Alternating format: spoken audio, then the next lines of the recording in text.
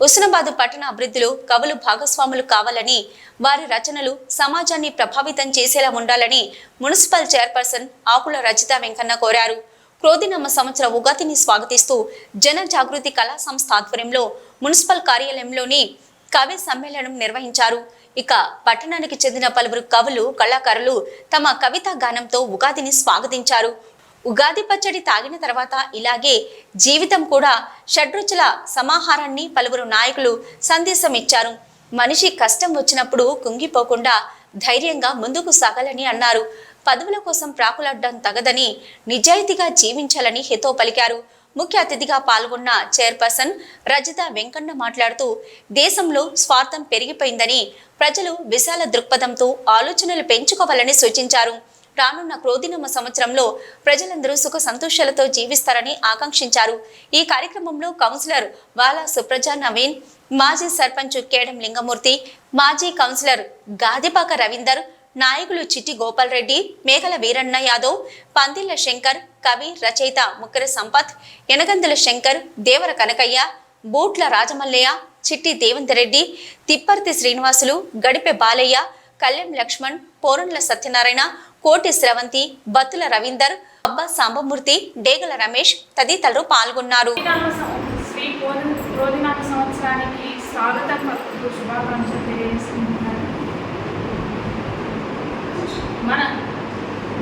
మనుగడ మానవ సమాజంలో ఎన్నో ఒడిదొడుకుల మధ్య షడ్రుచులు, ఉగాది రుచులు అనే విధంగా 6 రుచులు ఏ విధంగా ఉన్నాయో మన జీవన శైలిలో కూడా అదే రుచులు ప్రకృతి సంబంధమైనవి అని మనం ఎప్పుడు చెప్పుకుంటూనే ఉంటాము. అందరికీ తెలిసిన విషయం. మన పండగలకు, మన మనుగడకు ప్రకృతితో చాలా సంబంధం ఉన్నది. ఆ ప్రకృతి అనుసంధానమైన పండుగలే మన తెలుగు రాష్ట్రంలో, మన తెలంగాణలో చేసుకుంటున్నాము. ఎంతో గొప్పగా గర్వంగా చెప్పుకుంటున్నాం మన సంస్కృతి సాంప్రదాయాల గురించి, మన భవిత. మీరందరూ ఇప్పుడున్న జనరేషన్లో మాత్రం ఇట్లా లోతుగా ఇంత సాహిత్యం ఉన్న కవులు మాత్రం తయారు చేయలేదు. ఎందుకంటే ఇప్పుడు వచ్చిన వాళ్ళందరూ సినిమాలో పాటలు రాస్తున్నాం అది అని చెప్పేసి భూత పురాణాలు తప్ప వాళ్ళు ఏమీ లేవు. ఇంత ఇన్వాల్వ్ అయ్యి రాసే వాళ్ళు మాత్రం చాలా తక్కువ. ఈ జనరేషన్ అనేది ఏంటంటే ఓన్లీ సోషల్ మీడియాకి అలవాటు పడిపోయింది. సోషల్ మీడియాకి అలవాటు పడి వాళ్ళు ఏమున్నాయో కాపీ కొడతామా రాస్తామా అనేది అయిపోతుంది. అంతకుమించి ఇంకా ఈ కవితలు రాయడము అవి రావట్లే. ఇంకా సిరివెల్ల సీతారామ శాస్త్రి ఇట్లాంటి పెద్ద పెద్ద వాళ్ళు కూడా అసలు ఇప్పటికే మన చూడలేము. బాలసుబ్రహ్మణ్యం ఇట్లాంటి వాళ్ళు పాటలు పాడే వాళ్ళైనా రాసే వాళ్ళైనా కూడా అంత మంచి వాళ్ళు మాత్రం మళ్ళీ రాదు. నేను కూడా రాస్తాను, కాకపోతే మీ అంత లోతుగా మాత్రం నాకు రాదు. నాకు వాయిస్ ఇవ్వను. కాకపోతే ఏమైనా రాయాలనుకుంటే పెన్ను లేకపోతే ఫోన్లోనే టైప్ చేస్తాను. అది కూడా ఏంటంటే తూటాలాగా సరాసరి దిగాలంటే ఇట్లా విప్లవంగా ఇంత క్లిష్టంగా అది నేను ఓన్గా రాస్తాను. అవన్నీ ఓన్గానే రాస్తాను. ఎప్పుడు కూడా కాపీ అవి ఏం లేదు. నాకు అనిపించింది రాస్తాను. అదేంటంటే అట్లా రాసేవాడు అట్లా బాగా పాటలు పాడడం అవన్నీ బాగా పాడుకునేవాడిని. నాకు కొంచెం అలవాటు ఏంటంటే ఏమోలే అన్నట్టు లైక్ తీసుకొని అయిపోయింది. అసలు అప్పటి నుంచి ఉంటాయి ఇంట్రెస్ట్ ఇంకెక్కువ ఉండేది. ఈ కార్యక్రమం మీరు తెలిసిన నాకైతే చాలా హ్యాపీగా ఉంది. ఇప్పుడు రాజకీయం గురించి చెప్పాలనుకుంటే ఒక రాజకీయ నాయకుడు కావాలంటే మేము అసలు ఎన్ని ఒడిదొడుకులు ఎదుర్కోవాల్సి వస్తుందో మాకు తెలుసు. ఎందుకంటే ఓటుకు నోటు ఇస్తున్నారు అని అంటే ఓటుకు నోటు ఎన్ని ఇచ్చినా కూడా మాకు సంస్థల ఆధ్వర్యంలో మరి ఎన్నోసార్లు ఇదే వేదికలో కవి సమ్మేళనం నిర్వహించడం జరిగింది. మరి మధ్యలో కరోనా అనేటువంటి ఒక మహమ్మారి వచ్చినటువంటి కారణంగా మనం చాలా అవుదరస్ట్ అయ్యి ఎక్కడి వాళ్ళు అక్కడమే సైలెంట్ అయిపోయినాం. మరి మూకుమ్మడిగా కార్యక్రమాలు చేసేటువంటి పరిస్థితి మనం కోల్పోయినాం. మరి చాలా రోజుల తర్వాత ఆ వాతావరణాన్ని మనం మిస్ అవుతున్నాము, ఆ అనుబంధాలను, ఆ సంబంధాలను మనం మిస్ అవుతున్నాం అనేటువంటి ఉద్దేశంతో నేను జనజాగృతి అనేటువంటి కళా సంస్థ నా పక్షాన ఈ కార్యక్రమాన్ని రూపొందించడం జరిగింది. 5 వ్యవస్థలు, ఆ 5 వ్యవస్థలకు ఏదో ఒక సమస్య వచ్చినప్పుడు రోజునామ సంవత్సరమా స్వార్థ నిస్వార్థాల ఇద్దరు కళ్ళ ముందే కనవా మసకవారు తనము నుండి మైపించు. స్వార్థ నిస్వార్థాల వింతలు కళ్ళ ముందే మసకవారు తనము నుండి మైపించు. ఓ వత్సరమా నవవత్సరమా సోమయికి ఏమరుపాటుతనం నామరూపం లేకుండా నడి సముద్రాన విసిరిన విధం మరిపించు. ఉగాదిగా ప్రాచుర్యం పొందినది. అది కాస్త మారి ఉగాదిగా ప్రాచుర్యం పొందినది. తెలుగునాట తొలి పండుగగా ప్రసిద్ధికెక్కినది. తెలుగునాట తొలి పండుగగా ప్రసిద్ధికెక్కినది. జీవితం అంటే ఆనందాల హరివిల్లు కాదని, జీవితం అంటే ఆనందాల హరివిల్లు కాదని, కష్ట సుఖాల వచ్చిన సంవత్సరానికి స్వాగతం అంటూ కళాకారుల పాడుదమా నా ఉగాది గీతం మరివేదుదమా శత వసంత గానం గడచిన గతము కలగాలించి భవిష్యత్తును తలుచుకొని విభిన్న అభిప్రాయాలు కలిగినటువంటి వాళ్ళను ఒకచోట కలుసుకోవడం అనేటువంటిది సంతోషం. కార్యక్రమానికి ప్రారంభానికి ముందు చర్చ చుట్టుపక్కల మేధావులు ఉన్నది కనుక చర్చ జరుగుతూ ఉంటుంది.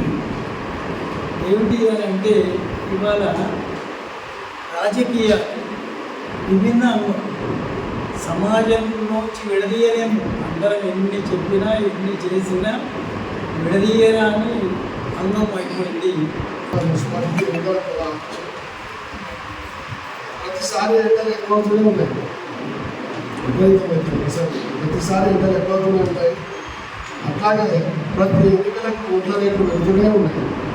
ప్రతి ఎన్నికలకు ఓట్ల రేట్లు పెరుగుతూనే ఉన్నాయి. ఆలోచించి ఓటేసుడు మర్చిపోయింది. జోక్కొని కొట్టాయడం అలవాటు ఓటర్స్. ఓటేసిన తెల్లారి నుంచినే తిట్టుడు ప్రారంభం. ఓటేసిన తెల్లారి నుంచే తిట్టుడు ప్రారంభం. ఓట్లు అమ్ముకున్నాక నువ్వు విమర్శించలేదు. ఓట్లు అమ్ముకున్న తర్వాత విమర్శలకు తాగలేదు. ఎన్నికైన ఎవరితో మాకేందని ఎన్నికైన ఎక్కడ పోతే మాకేందని ఓటేసుకోండి. ఎన్నికైన ఎవరితో మాకేందని ఓటేసిన ఎవరెక్కడ పోతే మాకేందని ఇట్లా జరుగుతున్న మన పరిపాలన. సర్కార్ పురస్కారం ఇస్తే ముస్లాబాద్కు 3 సార్లు కేంద్ర సర్కార్ పురస్కారం ఇస్తే దిగ్గేటోళ్ళు నవ్వేటోళ్ళే ఎక్కువ. నాకు చాలా సిగ్గు అనిపించింది. దిగ్గేటోళ్ళు నవ్వేటోళ్ళే ఎక్కువ అనిపిస్తుంది. ఇది మన local government. Municipality means local government. శుభాకాంక్షలు తెలియజేస్తూ ఈనాటి కార్యక్రమంలో పాల్గొన్నటువంటి చైర్పర్సన్ గారు, కౌన్సిలర్ గారు, పెద్దలందరూ కూడా మరొకసారి హృదయపూర్వక నమస్కారం తెలియజేస్తూ మన పల్లె పాలు చిలికే పట్నం విషము చిమ్మె మురుగు మూసిలి పెరిగి వింత వ్యాధులు ముసిరి కాసుల మంటల్ల కాలుతున్నాడు మనిషి. నీళ్లు విషమైపాయనమ్మ, నేలపై నిప్పు విషమై పొంగేనమ్మ. పాలల్లో కల్తీ, నూనెలో కల్తీ, తినేటి తిండేమో కల్తీ కూరలు చాపే. నీళ్లు విషమైపాయనమ్మ, నేలపై నిప్పు విషమై పొంగేనమ్మ. చెందే లైఫ్ ఈ క్రోధినామ సంవత్సరం లోపల ఎట్లా ఉంటుంది అనేది మనకు పెద్దలు ఎప్పుడో చెప్తున్నారు. కానీ ఆ రకంగా నడిస్తే, చెప్పినట్టు నడిస్తే ప్రమాదాలు ఏమైనా ఉంటే దాన్ని నివారించుకునేందుకు మనం కొంత జాగ్రత్తగా ఉండాల్సినటువంటి అవసరం ఉంది. ఇప్పుడు మనకు కరోనా ఎఫెక్ట్ అయింది. కరోనా ఎఫెక్ట్ ప్రపంచాన్నే కింది మీద వేసి అసలు మనం కూడా బతుకున్నామంటే మన లోపల ఇమ్యూనిటీ పవర్ ఉందా లేకుంటే ఇంకేది ఉందా అనేది మనము అదృష్టవంతులమా దురదృష్టవంతులమా తెలియదు. గొప్ప గొప్పలు చచ్చిపోయింది కరోనా. ఇప్పటికి కూడా ఉన్నది కరోనా పోదు. మనకు జ్వరం ఎట్లా వస్తుందో, జలుబు ఎట్లా వస్తుందో, ఇంకా వేరే రకమైనటువంటి జబ్బు ఎట్లా వస్తుందో, కరోనా అనేది శాశ్వతంగా ఉండిపోతుంది. కానీ దాని తీవ్ర పరిణామాలు ఎప్పుడు ఉంటాయని తెలియదు. సో నేను మీ అందరికీ, పెద్దలందరికీ ఒకటి వినియోగించుకునేది ఏంటి అంటే, అది ఒక వినియోగదారుల చట్టాల పట్ల అవగాహనను పెంచుకోవాలి. మనము ఆన్లైన్ దరఖాస్తులు అంటే ఇప్పుడేమో అప్పుడేమో ఎట్లుందంటే వినియోగదారుల ఫోరంకు వెళ్ళి మనం కలెక్టరేట్లో 100 రూపాయల ఫీజు కట్టి ఫిర్యాదు చేసి దానికి నష్టపరిహారం ఆర్గ్యుమెంట్. ఇప్పుడు సిస్టమ్ అంతా చేంజ్ అయిపోయింది. జస్ట్ 1915 కాల్ చేస్తే ఆన్లైన్ కంప్లైంట్ అయిపోతుంది. వాళ్ళే మొత్తం దాన్ని ఇచ్చేసేసి మనకు దాని కంప్లైంట్ యొక్క రిజల్ట్ మనకు వాళ్ళే ఫోన్ చేసి చెప్పడం జరుగుతుంది. స్టేట్ లోపల కూడా నెంబర్ ఉంది. సో ఇట్లా మనము వినియోగదారుల చట్టం పాదాభివందనం చెప్తూ కృష్ణమాసంలో ఉగాది ఘనంగా జరగాలని కోరుకుంటూ మరి వెంకటన్న గారు డాక్టర్ చెప్పగానే ఉగాది గురించి బాగా రాయడం జరిగింది.